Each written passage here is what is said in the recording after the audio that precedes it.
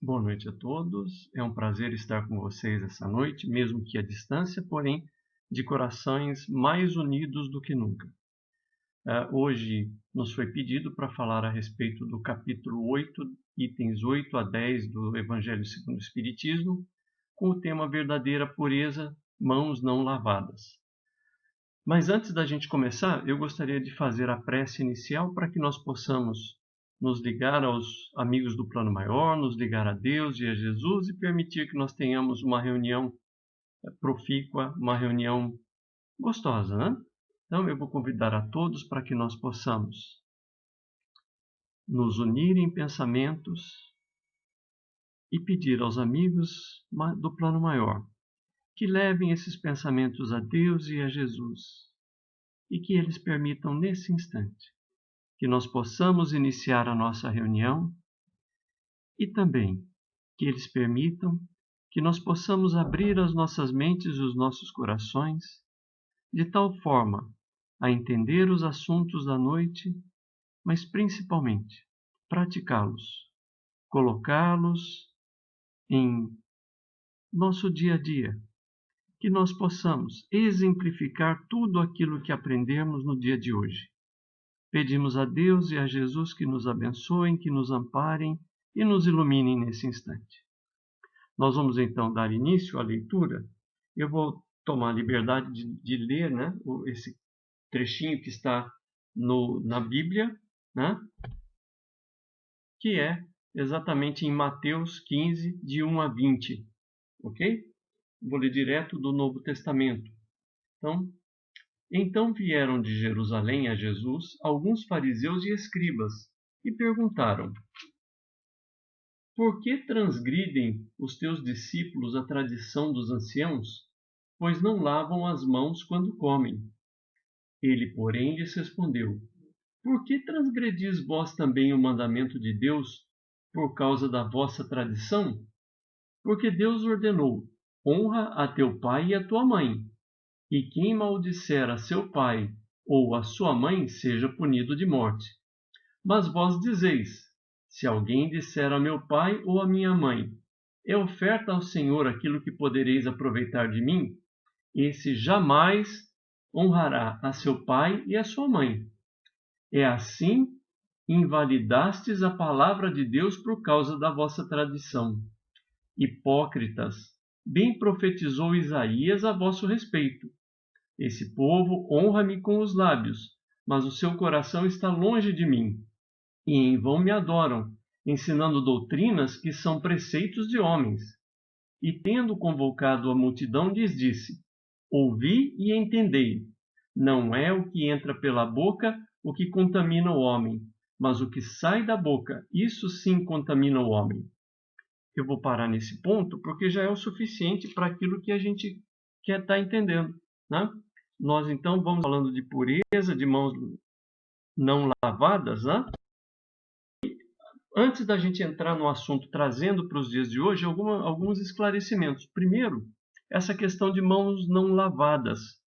Quando os judeus questionam Jesus a esse respeito, é preciso ficar claro que o lavar as mãos não era o lavar as mãos da higiene corporal, né? Do lavar as mãos que a gente entende hoje em dia. Esse lavar as mãos era um ato de pureza. Para lavar as mãos, esse lavar as mãos que os fariseus cobravam Jesus, era preciso já ter antes lavado as mãos. As mãos já deviam estar limpas, para que então, antes da refeição, chegaria uma pessoa com um jarro d'água e uma bacia para recolher o que caísse das mãos, né? E era feito todo um ritual a respeito desse gesto. Ou seja, esse era um gesto que deveria simbolizar que aquela pessoa que estava ali pronta para receber sua refeição estava apta ou pura o suficiente para receber de Deus o alimento, né? A dádiva do alimento da vida. Era toda uma exteriorização de algo que deveria ser interno, que é a pureza de cada um de nós. No entanto, começou-se, né, a desvirtuar esse ritual e discutir-se qual era o jarro d'água que poderia se usar, qual era a pessoa que poderia derramar a água na mão das outras, como recolher essa água, o que seria feito depois dessa água. Então, perdeu-se a ideia da purificação no sentido de fazer contato com Deus e ser merecedor da dádiva do alimento diário para um exercício ritualístico somente, né?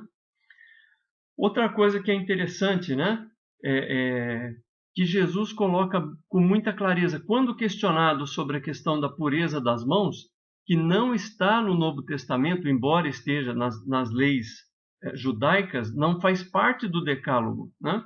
E Jesus deixa isso muito claro, quando ele fala que honrar pai e mãe fazia parte do decálogo, mas que aquilo que estava sendo feito por muitos judeus, que era a esmola, né, ou o dinheiro no templo, e dizendo que isso aí ajudaria os pais também seriam ajudados por aquela doação que era feita no templo, que isso era algo humano e que eles estavam então deixando a lei de Deus de lado para se desincumbir de uma função que era cuidar de pai e mãe, em função de uma tradição que pertencia única e exclusivamente aos homens.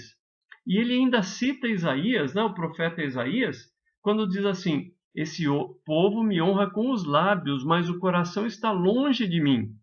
Em vão me adoram, ensinam doutrinas que são preceitos dos homens. Exatamente essa questão, né, de doar ao templo, de colocar dinheiro no templo, em nenhum ponto da lei mosaica ela se encontra. Então, trocou-se lei de Deus por lei dos homens. E Jesus, quando questionado, ele lança esse questionamento também aos judeus. E eles ficam atrapalhados com Jesus. E eles já tinham ido buscar Jesus porque Jesus já se tornara famoso. E eles queriam saber se realmente Jesus reunia as características para ser o Messias que eles tanto procuravam, né? Agora, a questão é, como nós vamos trazer esses ensinamentos para o dia de hoje, né? Como a gente falar em mãos não lavadas, né? Então, a gente consegue entender algumas coisinhas, alguns pontos, né? Daria pano para manga, mas alguns pontos que a gente pode estar sinalizando a esse respeito de pureza, nós que ainda não somos puros, né? Então, como que a gente pode entender isso? Se a gente entender aquele ritual de limpeza, de pureza, né, como uma forma de conexão com Deus, ou seja, o que se busca é perceber Deus junto a nós, né? Um dos pontos que nós poderíamos entender essa necessidade da pureza e que não vem por formas ritualísticas é essa questão da necessidade que nós temos de estabelecer intimidade com Deus. Mas essa intimidade não vai acontecer por estabelecermos formas de lavar as mãos ou de tomar banho, de qualquer coisa, né? A intimidade com Deus vem de um estado interior que depende de nós cultivarmos, né? A intimidade com Deus é de cada um, né? Da maneira como nós vivemos, como nós traçamos a nossa vida, como nós dedicamos a nossa vida a uma causa. Nós poderíamos até dizer o seguinte, né? Que a nossa fé em Deus, para que ela realmente venha a significar uma intimidade com Deus, ela tem que estar comprometida com as coisas de Deus e se desdobrar em ética, civilidade, bom senso. Não adianta eu amar a Jesus, amar a Deus, mas passar o sinal vermelho quando a gente está no semáforo. Não adianta eu dizer, né, esse carro é dirigido por Jesus e ser o primeiro que ultrapassa o limite de velocidade de uma estrada, né? O que adianta eu frequentar a religião, seja lá qual for, todos os dias, todas as horas, fazer tudo o que tem que fazer e quando eu recebo um troco a mais, esconder e achar que estou levando vantagem. Então, nessas pequenas coisas, como nas grandes, mas nas pequenas coisas, nós vamos mostrando a intimidade que nós desenvolvemos com Deus. Será que realmente a gente já desenvolveu essa intimidade com o Pai, né?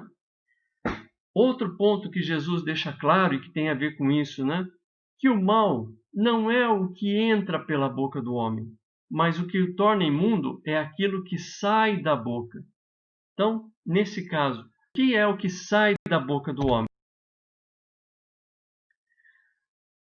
Aquilo que está na nossa consciência, né? Como diz, a boca fala daquilo que está cheio o coração. E não dá para a gente servir a Deus e a Mamon, né? Não dá para a gente ter dois senhores. A partir do momento que eu entro do centro para dentro, eu tenho um comportamento. Do centro para fora, eu tenho um outro comportamento. Nós precisamos mudar essa. Eu estou falando do centro, mas poderia ser a igreja, o templo, seja lá onde for. A gente precisa mudar essa nossa maneira de entender, né? a nossa vida, a nossa opção por ter um sentimento religioso, uma filosofia de vida, seja lá como for que a gente queira encarar. A gente precisa entender que nós precisamos, a partir do momento que abraça a causa, é abraçar a causa e seguir com ela em todos os momentos da nossa vida, seja lá a causa que for, né? Precisamos ter uma visão clara de que rumo a gente quer seguir e nos comportarmos de acordo com aquilo que a gente fala, fazer aquilo que a gente prega, né? Exemplificar aquilo que nós estamos querendo viver. Eu gosto muito de lembrar essa passagem do jovem rico, né? Em que ele recorre a Jesus. Ele era um seguidor de todas as leis, né? E ele vai perguntar a Jesus o que era necessário para ir para o reino dos céus, esperando que Jesus olhasse para ele e dissesse assim: não, você faz tudo que tem que fazer, tá beleza, o reino dos céus é seu.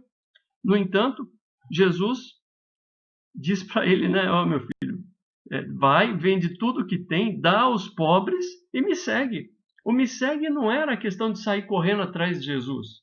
O me segue era: faz ao próximo aquilo que você quer que seja feito para você, né? Entende em profundidade o que você faz e começa a agir de acordo com o que dizem as leis, principalmente as leis de Deus, né? Mas ele não, ele entendeu que aquilo não servia para ele. Ele queria um outro tipo de vida. Para ele, a questão religiosa judaica ali era um formulário de itens a serem preenchidos, que uma vez preenchidos da maneira correta, dariam a ele um lugar no céu, né? E a gente sabe que depois no dia seguinte, ele acaba morrendo numa corrida de bigas. Nós podemos ainda aprofundar um pouquinho mais essa questão de pureza, né? Através do livro, né, Psicologia do Evangelho, do Adenauer de Novaes, a gente vai encontrar, né, que pureza é a necessária retirada de conflitos internos, de complexos oriundos da atual e de encarnações passadas, né? Então, retirarmos de nós essas visões, né, negativistas das coisas, visões de perseguição, de que nós não somos dignos, que somos muito pequenos. Tirar tudo isso. E isso é pureza. Retirar esse fardo de culpas, né? Nós erramos? Erramos. Faz parte da nossa condição. Todos nós erramos. Gente, eu costumo dizer o seguinte: a gente anda, né? Desde que nós tínhamos entre 1 ano e 1 ano e meio. Todo mundo aprendeu a andar mais ou menos nessa fase. Entre 1 ano e meio. E aí nós andamos, né? Andamos. E tem hora que a gente tropeça, escorrega, cai. Se eu erro em coisas que eu faço todo santo dia, né? Que já devia estar mais do que aprendido, né? Se a gente erra, que dirá no resto? Por que eu tenho que ter culpa por coisas que acontecem? Eu tenho que reconhecer o erro e me esforçar para fazer alguma coisa para reparar aquele erro, mas não ficar carregando culpa, né? Se eu tenho conflitos internos, resolve os conflitos agora, né? Não deixa passar para frente. Já vai, já resolve. Com calma, com educação, com tranquilidade. Converse as coisas. Fale. Olha, a gente nunca viveu uma época de tamanha abertura para tanta coisa. Quantos profissionais ligados à saúde, não só à saúde física, mas principalmente à saúde psicológica, que nós temos e que podem ser consultados, podem e devem ser consultados para que a gente possa tirar esses conflitos e complexos e poder viver de uma maneira mais tranquila. E o viver de uma maneira mais tranquila vai nos dar condição de escolher caminhos que nós podemos seguir. Então, essa visão do Adenauer é muito interessante na questão da pureza, né? Como é que eu posso querer falar em pureza, né? Ganhar o céu, vamos colocar assim entre aspas, ganhar o céu, se eu ainda tenho problemas a serem resolvidos aqui, né? Então, fardo de culpas, pessoa que vive, né, naquela situação complicada. Se nós criamos e convivemos internamente com essas estruturas psíquicas e a gente cria isso e vive com isso e passa o dia inteiro, né? A gente vai ou a gente reforça elas ou quando a gente resolve que a gente não quer mais isso, a gente tem que achar um jeito de tirar isso de cima de nós, mudar o nosso jeito de pensar e o nosso jeito de agir. É preciso mudar para um mundo novo. Que mundo novo? Ah, terceiro milênio, o terceiro, né? Não, o mundo novo dentro de cada um de nós. A reunião de vários mundos novos vai formar esse mundo novo que nós queremos. Mas para isso eu preciso mudar essas estruturas carregadas de culpa, de complexos e coisas desse tipo. Libertação de toda essa situação. Se a gente quer caminhar para a pureza, não dá para caminhar com um saco de problema nas costas. Vamos resolver esses problemas. Dá um jeito em tudo isso, agora é a hora. Né? Agora é o momento da gente revisar tudo isso que está dentro de nós. Ainda dá para a gente falar um pouquinho a respeito de o que não é o que entra pela boca que faz o homem imundo, mas o que sai da boca. Isso é o que faz o homem imundo. Joana de Ângeles, na obra Dias Gloriosos, diz o seguinte: a nossa mente é um dínamo gerador de energias de difícil catalogação, que se expressa automaticamente conforme o conteúdo emocional de que se reveste. Né? A boca fala daquilo que está cheio o coração. O coração, no caso aqui, é a própria mente, né, que a gente está dizendo. Gente, quando ele diz assim, a gente às vezes fica fazendo questão, né? As pessoas que são veganas, vegetarianas, super meritório, mas a gente fica discutindo se devíamos, se não devíamos. Gente, muito mais complicado é o que nós falamos para o próximo. A nossa palavra carrega energia. Antes da palavra, o pensamento já foi, já atingiu aquela pessoa. E qual foi o pensamento que nós direcionamos a ela? O que foi que nós pensamos para ela? E com que carga de energia aquilo que nós falamos para as pessoas está sendo direcionado? Nós estamos falando no sentido de ajudar ou nós estamos falando no sentido de derrubar? Como são as nossas críticas? As nossas críticas são feitas no sentido de alertar e permitir que a pessoa reflita a respeito, ou a gente gosta de criticar e já derrubar, jogar a pessoa no chão, né? Qual é a energia com a qual eu carrego as minhas palavras quando falo com o próximo? Como é que eu me dirijo a ele?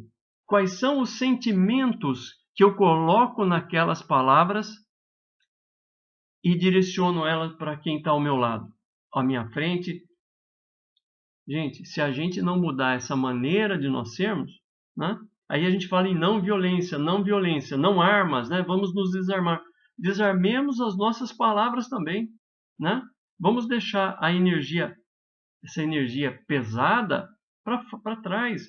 Coloquemos um pouco mais de suavidade nas nossas ações, nos nossos atos, nas nossas palavras. Vamos falar de uma maneira mais tranquila. Ninguém, não é ser bobo, mas falar de uma maneira tranquila, pausada, com calma. Sentiu aquela coisa ruim, assim, aquela vontade?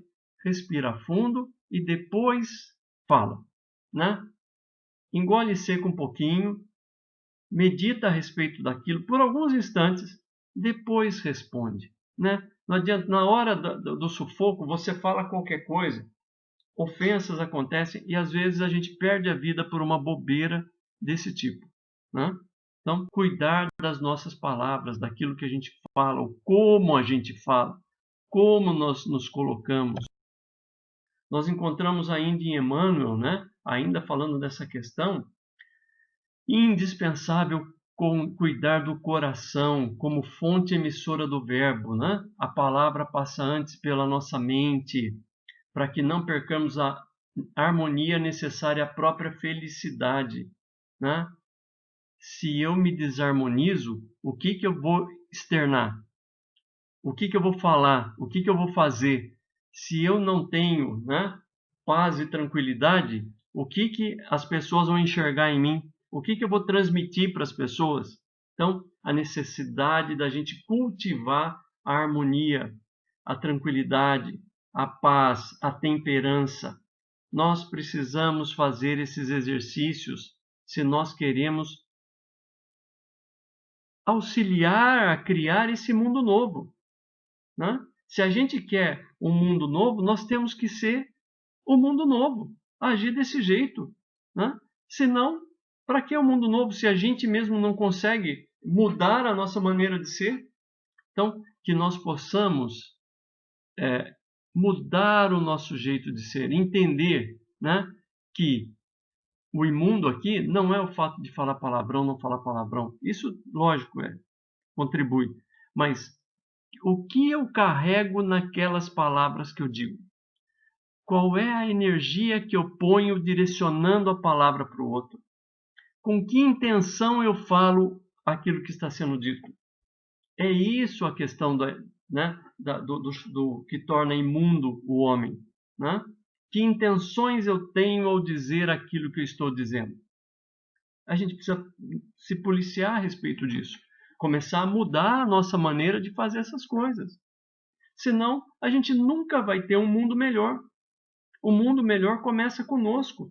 Nós temos que dar o exemplo, fazer a nossa parte. E a nossa parte é exatamente essa: começar a mudar. Se nós começarmos a mudar, nós vamos dar a chance de que outros também mudem. O nosso exemplo arrasta. Se a gente começar a mudar no nosso meio, as pessoas vão perceber a nossa mudança. E a gente vai contribuindo, né, para que outros também mudem. Então,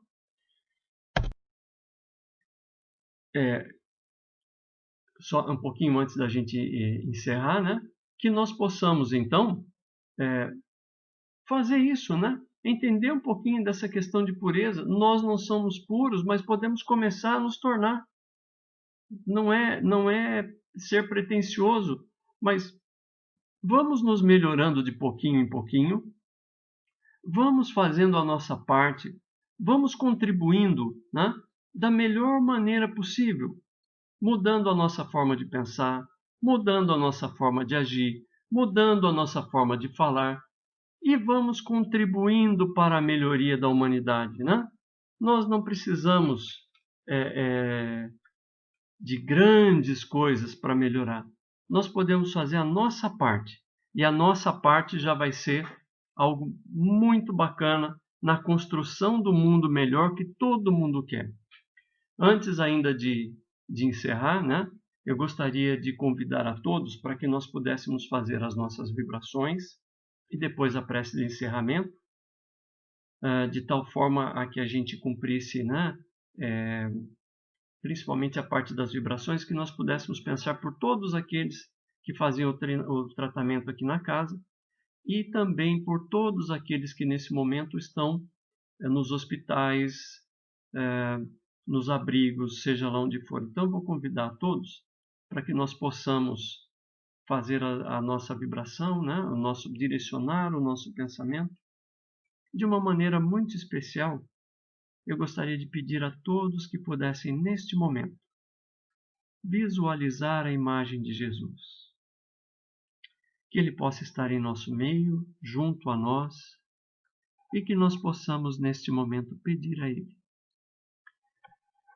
Que Jesus possa, nesse instante, nos ouvir e que nós possamos pedir a Ele, neste momento, que direcione as suas energias, a sua paz, o seu amor, a sua tranquilidade a todos aqueles que estão com os nomes nos nossos cadernos de oração, a todos aqueles que faziam os tratamentos na nossa casa, a todos aqueles espíritos em processo de desobsessão.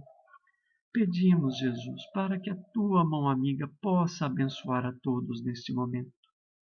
Que nesse instante, Senhor, o teu amor augusto possa atingir a todos, né? Levando fluidos salutares, suaves, balsamizantes. Pedimos também por todos aqueles, Senhor, que estão abandonados, por todos os que estão nos hospitais, por todos aqueles doentes do corpo, do espírito e da mente.